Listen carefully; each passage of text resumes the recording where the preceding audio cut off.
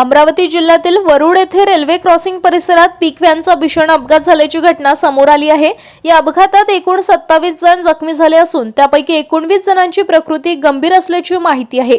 मिळालेल्या माहितीनुसार पीक व्हॅनमधून प्रवास करणारे प्रवासी रेल्वे क्रॉसिंग करून जात असताना अचानक हा अपघात घडलाय। अपघाताची तीव्रता मोठी असल्यामुळे वाहनातील अनेक प्रवासी जखमी झालेत। घटनेची माहिती मिळताच स्थानिक नागरिक आणि प्रशासनाने तातडीने मदत कार्य सुरू केलंय।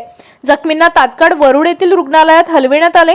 त्यानंतर गंभीर जखमी असलेल्या 19 जणांना पुढील उपचारासाठी नागपूर येथे रेफर करण्यात आले। दरम्यान या अपघातामुळे परिसरात काही काळ गोंधळाचे वातावरण निर्माण झाले होते। पोलिसांनी घटनास्थळी धाव घेत अपघाताचा पंचनामा सुरू केला असून अपघात नेमका कशामुळे झाला याचा तपास सुरू आहे।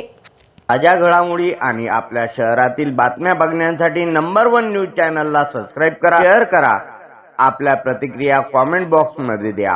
आपल्या बातम्या नंबर 1 न्यूज चॅनलवर बघण्यासाठी 99 21 58 96 63 या व्हॉट्सअपवर मेसेज करा।